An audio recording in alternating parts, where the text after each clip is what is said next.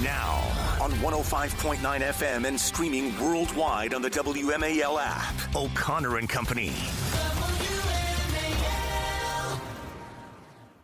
5:07 on O'Connor and Company. This Thursday morning, and a good one to you, the 26th day of February. Thanks for tuning in here to our 4-hour extravaganza. And by the way, for those of you who listen here early on, if you ever miss, we tell you all these guests that we have later in the show because they're not hardcore like you. They don't wake up early enough to join us at 5 o'clock. Except Kurt Schlichter, he does, but that's usually because he's about to go to sleep on the West Coast. Anyway, the point is you should subscribe to our podcast. All of our interviews that we have later in the program will be downloaded immediately to your personal device. And it happens usually around 10 or 11 in the morning, so you can catch up on everything you might miss. Do that. Subscribe to our podcast wherever you get your podcasts. Coming up at 7:05, Matt Schlapp, chairman of the CPAC conference. At 7:35, Ron Halber will join us. He's with the Jewish Community Relations Council of Greater Washington. 8:05 will be Kate T. McFarland, and 8:35, America's Sheriff. That bounces between Loudoun County Sheriff Mike Chapman and Frederick County Sheriff Chuck Jenkins. Depending on who's joining us, they're America's Sheriff. This time it's Mike Chapman of Loudoun County. We'll get into all of that later this morning. Right now it's me and she, Cassie Smedile. Good morning, Cassie. Good morning, Larry. Always good to be with you. Are you still – so Democrats are still recovering from the State of the – here's how I know the President's State of the Union was effective. First of all, the polls that have been coming out all say that the American people responded very positively to it. In fact, there's a new poll that shows something like over 75% of Republicans want the members of Congress to follow the president's leadership. That's a huge, huge data point right now, especially as John Thune is under increasing pressure to invoke the what they call the talking filibuster. Used to be that filibusters were filibusters and you had to talk through a filibuster. Now they just sort of phone it in. They do a filibuster by remote. John Thune is under pressure to actually make Democrats actually stand up and do a Mr. Smith Goes to Washington moment and read from Green Eggs and Ham if necessary, but go to the lengths of every corner of the planet and go to the mat to make sure that the American people know that they want to keep any sort of provisions from going in to ensure that only citizens are voting in America, right? Make them good on the record, right? So John Thune should be looking at these polls right now as Republicans want him to actually push this. But even more so, I'm watching the cable news shows last night. They're all still scrambling to recover, Cassie, from that devastating moment where they refused to stand up. The visual is, you're a comms person. You know how these visuals are used and how they're politically. When he said, stand if you agree that your primary responsibility is the American citizen over an illegal alien. And I think Fetterman may have stood. But they are still recovering. They're still trying to make excuses for it. It was devastating. An incredibly powerful State of the Union that will still have political repercussions, I think, for months and months and months. Oh, I agree. The political ads write themselves. It reminds me of that moment when, was it Savannah Guthrie asked Democrats who are running for president, raise your hand if you're in favor of giving illegals health care. That's right. And it just went everywhere. And I think it's similar to that moment because it's it was 6 years later and we still use that moment there. From that Yes. today. Oh, yeah. As we should. Because all those same people are still trying to be president, even though no one wants them. But it was such a good, smart move. It was pretty early on in the speech.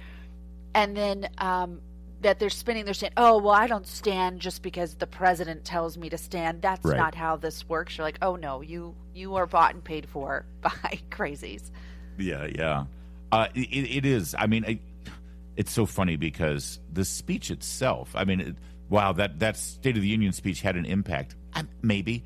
No, it was the moments. It was the visuals. It was the what was communicated to the American people had less to do with the actual words that President Trump was delivering, although, frankly, I think it was actually a pretty darn good speech, and he was pretty disciplined as well, despite the fact that it went on about 45 minutes longer than it should have.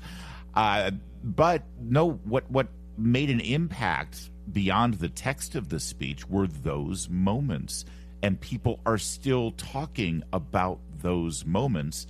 And again, I think they learned, the White House saw the impact. They didn't expect it last year during the joint address when, Democrats hated Trump so much that they couldn't honor a little boy who was dying of cancer. And I think they said, listen, let's double down on this. Let's create moments that should bond all of us together beyond, donkey and elephant, blue and red, your team, my team. Let's create these moments where, objectively speaking, any American can say, yes, that's wonderful, and force the Democrats to choose. Do you want to act like a human being, or do you let your hatred of Trump override your humanity? And they chose the latter. Every time, by the way, when you think, oh, surely this will be the time, and that they know. And for those who say the State of the Union has long past served its purpose, we shouldn't do it anymore, should, God forbid, the Democrats take back control of Congress, will they even invite Trump next year? Maybe they won't, because they know that he gets them on these moments, because he does use it very smartly. And I do think Donald Trump is uniquely good at States of the Union, and his team, with the stories they bring in, how they bring him in. I know it was the longest speech in history. It didn't feel that long to me because of how effectively he used the time. And also, usually you have a really good State of the Union night, and then something happens the next day that kind of tramples on it. And usually it's, frankly, the president trampling on it himself.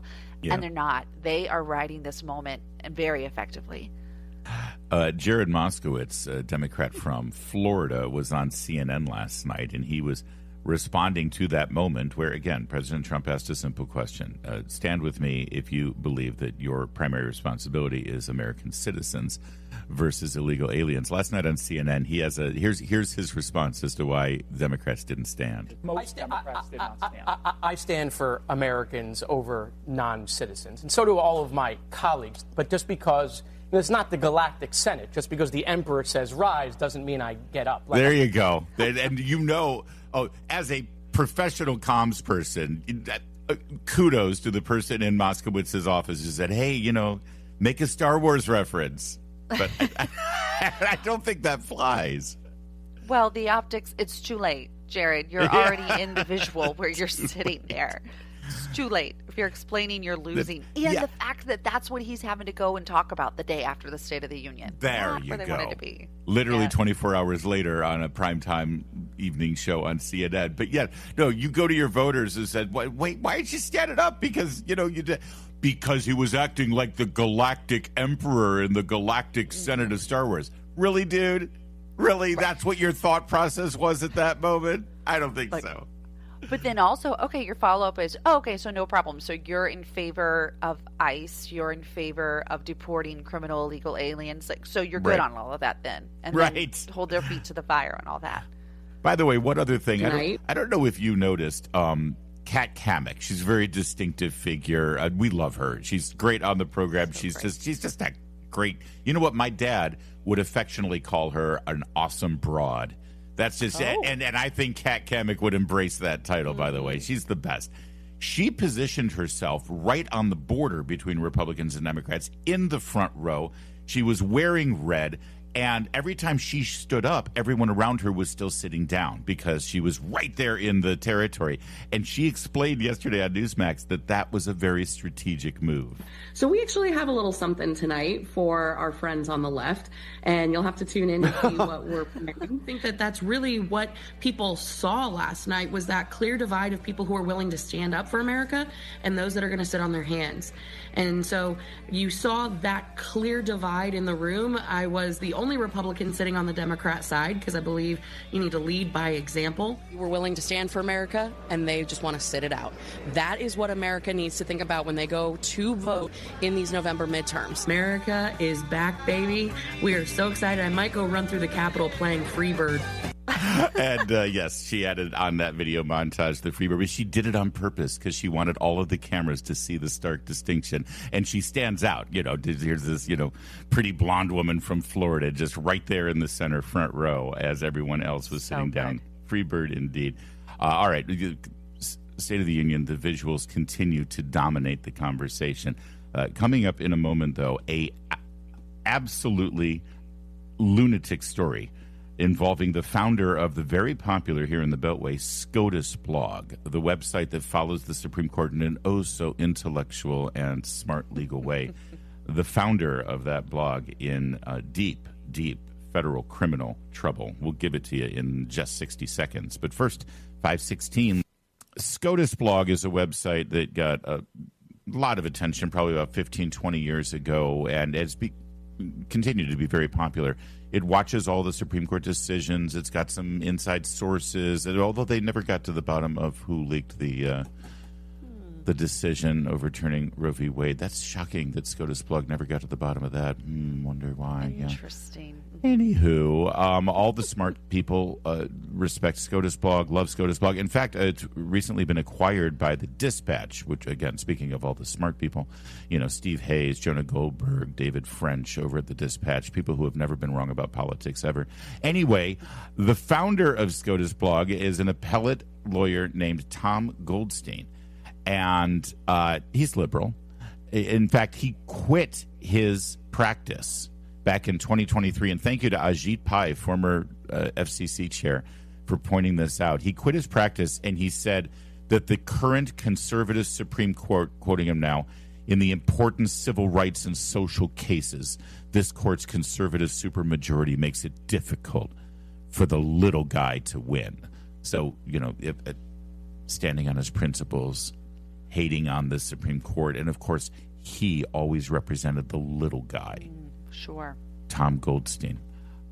Also, not at all related to that, yesterday, a federal jury found him guilty of tax evasion over tens of millions of dollars in poker winnings that he acquired over the years as a high-stakes poker player. It's his side career, his side gig, his hustle. I guess in this case it's true. So he's now going to jail, or will have some sort of major fine and suspended sentence, of course, because no one goes to jail. While at the same time he's grandstanding about how he stands up for the little guy, he's playing high-stakes $1 million of pot poker on the side. That seems kind of hypocritical, doesn't it? On the side, evading his taxes. Evading his taxes. I have a feeling that his reasons for quitting his law practice may be different than advertised. Yeah, maybe his legal buddies were like, this is catching up with you. And I have to say, sounds so nerdy, but I'm really sad about this, Larry, because SCOTUSblog was a great source. It was, you knew if decisions were about to come because SCOTUSblog started typing. It was almost, and it was a simpler time. It was right where everybody was was refreshing SCOTUSblog, yes, waiting for the decision to come down, right? And yes, you could keep hitting refresh. I know, and like so many news sources or media entities that are created in Washington, D.C., they have this veneer of, above it all, don't get my hands dirty with that partisanship. But from my eye, because I am a partisan from a conservative media perspective, and because I sort of come from the Breitbart world, I can see the way they inject their politics in between the lines in very subtle and sometimes not too subtle ways. And so color me, absolutely shocked that the guy who represented Al Gore in the Bush v. Gore 2000 election decision, who then started this SCOTUSblog just for information and facts, ends up being a radical partisan Democrat who is a total hypocrite and evaded his taxes. It's just, I don't know, there's some poetic justice to it. You're such a cynic, Larry. No, I totally agree. And it's always, you're right, it always ends up that way. And frankly, he probably thought he was always going to be protected because he'd have his buddies and his cronies. By the way, this trial, this is the stuff of like Amazon Prime special, made for TV movies, because the trial involved Spider-Man star Tobey Maguire. He was involved in this he's been involved in high stakes poker games forever, right? That's sort of like there's a whole circuit of these Hollywood stars, these like older millennial or young Gen X stars that get involved in these high stakes poker games. And what happened was Tobey Maguire hired Goldstein to help him recover his gambling debts from a billionaire. because he was suing him. He was like, he lost all these money, so he decided that he had been cheated, so he hired Goldstein, and he knew Goldstein from sitting at the poker tables with him. And so when he tried to sue this billionaire over his gambling debts, that opened up this whole inquiry into where's all this money coming from and why isn't the IRS getting their cut? And the lawyer himself for Tobey Maguire is Goldstein, and he ends up actually getting convicted yesterday. Oh my gosh. I mean, did he help Tobey Maguire get the money back though? No, I don't have the end on that. He's also that's accused poetic justice. He's also accused of lying to IRS agents, hiding his gambling debts from his own accountants and his employees and his mortgage lenders. He omitted a $15 million gambling debt from mortgage loan applications while looking for a new home in Washington, D.C. with his wife in 2021. And his lawyer said he was just thinking about his wife when he left off the gambling. He was hiding it from his wife. I was about to say she didn't know. He was just thinking about not having to deal with that when he got home. Oh my gosh. You're right. This needs to be put into at least, a mini series. SCOTUSblog, baby. It's 5:24. Now on 105.9 FM and streaming worldwide on the WMAL app. O'Connor and Company. It's 5:36. It's O'Connor and Company. Larry and Cassie Smedile in this morning. Also at 7:05, Matt Schlapp from CPAC will join us. 7:35, Ron Halber with the Jewish Community Relations Council. At 8:05, K.T. McFarland. And then at 8:35, Loudoun County Sheriff Mike Chapman. And Cassie, there's been a lot of discussion about what's going on with the embargoes over in Cuba. For those who don't know, we've basically had a longstanding embargo with Cuba going back, to Castro's revolution. It was lifted for a little bit, but not fully officially under the Obama administration when they were trying to normalize relations there with the Castro administration. When Trump came back in, he locked it back down. Biden kept that because, Cuba was in fact guilty of a whole lot of human rights violations and to authoritarian government. They haven't had a free election. And so that is maintained. But under Secretary of State Marco Rubio and President Trump, they sort of amped it up a little bit. And there's a real problem in Cuba. They're not able to get imports in. And we're told by people who are always defending that regime that the people are starving and it's Trump's fault, which I'm confused by. Why are people starving in Cuba? Why isn't it a Marxist utopia? Mm-hmm. Collectivism should be fine. The warmth of collectivism, the warm right? Glow of collectivism. Exactly. They have great natural resources in that country. They should be able to be fine, but apparently no.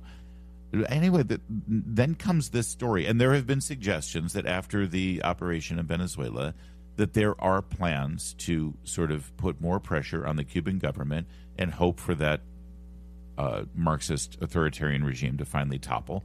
And actually, that would be a great thing for the Cuban people. Certainly, Cuban Americans here have been hoping for that for decades. Now we've got this story. The Cuban Interior Ministry announced yesterday that a Cuban Coast Guard vessel fired on a U.S.-registered speedboat. Now remember, Cuba is just 90 miles off the coast of Miami, and there's a lot of Caribbean, boat traffic that happens around that area. And, by the way, there's a lot of smuggling that goes on between Cuba and Florida and other countries in the region. That's just a fact, including human smuggling.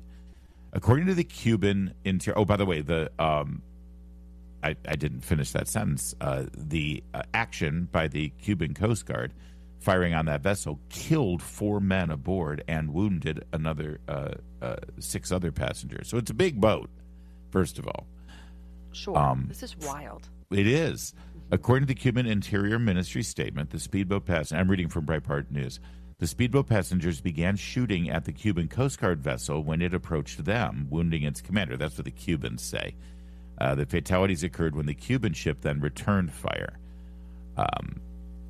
Secretary of State Marco Rubio was asked about this yesterday, and of course, Marco Rubio, the son of Cuban immigrants, refugees, is sort of plugged in on what's going on over there in his ancestral home.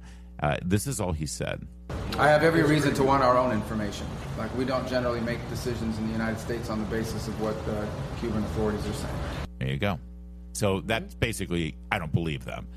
And now there's more to this story, though, that is interesting. There are some reports that suggest that the people who were on board that vessel, this American registered vessel, many of them were either current Cuban nationals or former Cuban nationals, which suggests that there may have been some sort of operation. This isn't a Bay of Pigs thing, but it's curious, isn't it?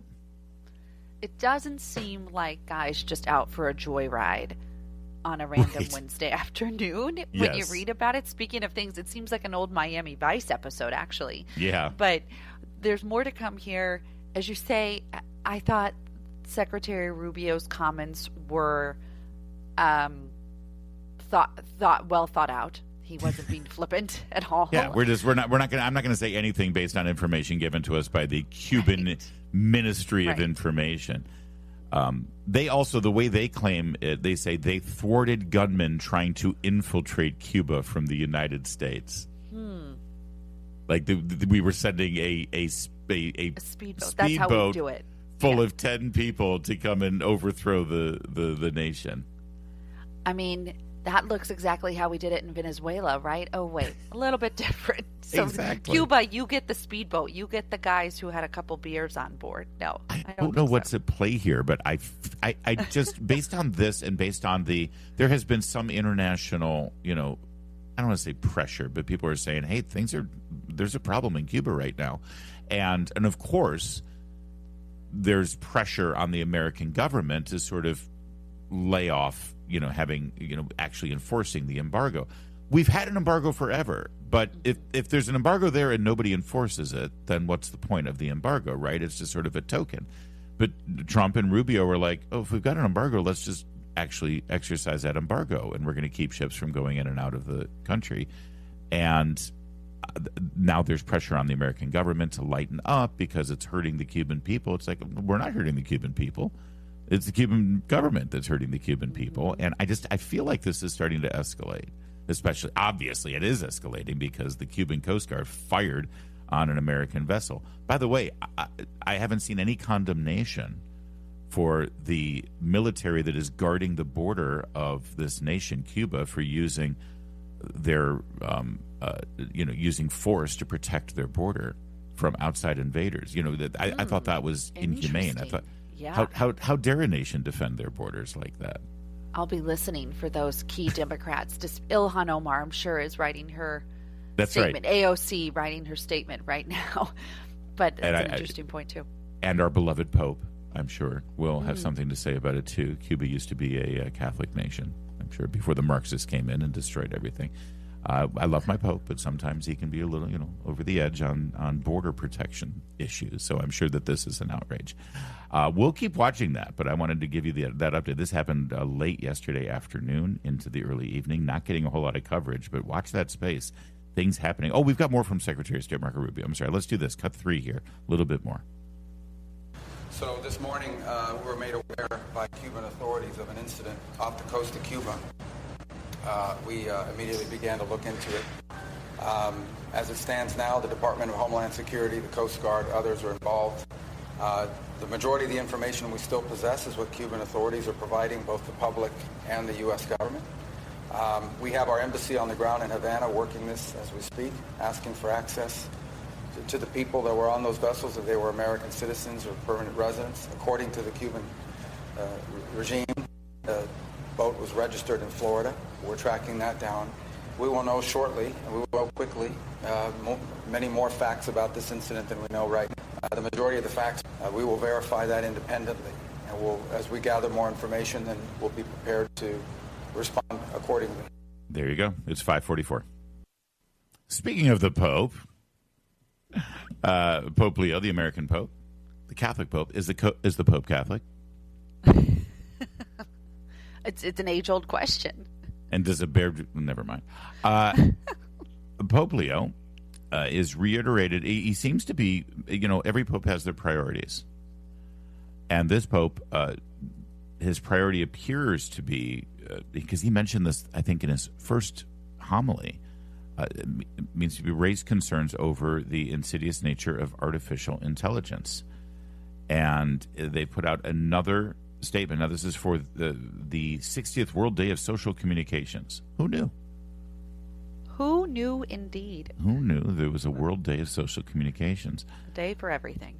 He said that technology must serve the human person, not replace it. He talks about the anthropological challenge of technology. And we need to instill more responsibility, cooperation, and education in ensuring that we have to use our brains, not artificial intelligence, to actually get tasks done. This has always been the concern, right? How much do you rely on technology to do things? And with artificial intelligence, it's more than just technology. It's literally something that thinks for you, or you could use it to think in your place. And then suddenly your ideas are no longer your ideas. It's this thing's ideas. And that is a concern and a great problem. He also, by the way, said specifically to priests that they are forbidden to use artificial intelligence to write their homilies, their sermons for service, which obviously well within his rights. He's in charge of the priests. He's sort of the CEO of the priests. But I had this vision of priests actually using ChatGPT or Grok to write their 10-minute homily on, today's reading from Revelation. I take his point. I respect the point. I do think if I'm getting up to go to Mass, I want to hear a homily that is divinely inspired and that from a priest who's been to seminary and has really thought through this. But, Larry, I got to tell you, I think some priests could use AI, at least as an editor. Just to tighten it up a bit. I've long been an advocate for priests employing an editor. I'm happy to volunteer my services. So just so you know, we're Catholic, and so our priest homilies are relatively. First of all, they're only 10 to 15 minutes, which is nice. See, Protestants don't know that. I go to church with Meredith, who's a Baptist. Buckle up, 45 minutes minimum. 45 minutes minimum, and they're talking about 3 lines from 1 Corinthians. It's like, how much more can we say about this? But a lot, apparently. No one goes to a Catholic church in anticipation of the fiery and inspirational 10-minute homily. Okay, that's not what it's meant to be. That's not why we have a different approach to worship than many Protestants do. But you're right. They could use a little assistance now and again, whether it's artificial intelligence or just, maybe someone to just tighten it up a bit. Some priests are gifted, but I have to say, when I worked for Congressman Sean Duffy, another good Catholic, that was always our rule for speaking engagements: homily length, and because people would say, could you talk for 20 minutes? No one wants to hear you for 20 minutes. I mean, you could talk for 20 minutes, but it's ill-advised. Yeah, sure. I need that advice sometimes too. So it does. I mean, and we joke about the Pope, but I also I take what he says to heart, like any Pope. And this did make me reflect. I do use artificial intelligence is hard to avoid now when you're doing your tasks. You don't even have to go proactively to Grok or ChatGPT or whatever you're using, because most search engines now have some kind of AI built into it. Most phones are utilizing AI, right? Whether it's Gemini or whether it's I forget what, Copilot or whatever. Oh, yeah. So here's my question for you. Do you use AI, and to what extent do you use AI for your daily work? Yes. Maybe not. So I use it as an editor. I put in my first draft of things. I say, is this concise? Can you help me find another source on this? Yeah. And I will say, it was interesting. Did you happen to see, Melania Trump had as one of her guests a little girl who is a part of this program that's using AI for good and how to use it as a tool. And she did an interview yesterday. This girl's brilliant. She's like a national history bee champion or something. Mm-hmm. And she talked about how we have to or can embrace it for good to help. It said, it helps me establish a curriculum as I'm studying for the history bee. And so I do think there is something about, as you say, you cannot avoid it. So how do you use it responsibly so that we don't just yield our minds to it? Yeah, I think there's something of emphasizing it from that way. But I appreciate that the Pope is not putting his head in the sand on technology. Yeah, no, I agree, and it is something over the Vatican. Yeah. It is something that should be addressed, and I use it for research. I use AI for editing, like you have said. Like if I write a draft of a column, I put it into ChatGPT and say, first copy edit this, because I am terrible with grammar and things like that. But also I ask, are there redundancies? Are there repetition? And then finally I use it for formatting things. If I create a whole list, or I do a daily newsletter on my Substack, Larry VIP, where I share all the show prep and all the stories that I'm looking at. And I asked ChatGPT to format it so it's readable and puts it in a nice format. That's how I use it, but not actually to, there are people, you could say, write me a 700-word column in the voice of Kurt Schlichter, and it will write a 700-word column about a topic, and it sounds like Kurt Schlichter wrote it, and it freaks me out. Wild. So the rule that I always use when I use ChatGPT is when I'm about to say, do this thing for me, is it a task that I would have normally hired someone to do, a human being to do, and as soon as you're using it to replace a human being and a human being's creativity and talent, that's when you really need to pause for a second and say, okay, what are we doing here? What are we doing here? And in some cases, it still works. It's going to make sense for certain industries, but for others, it doesn't. And this is a moral question that we all have to sort of focus on. It's 5:54.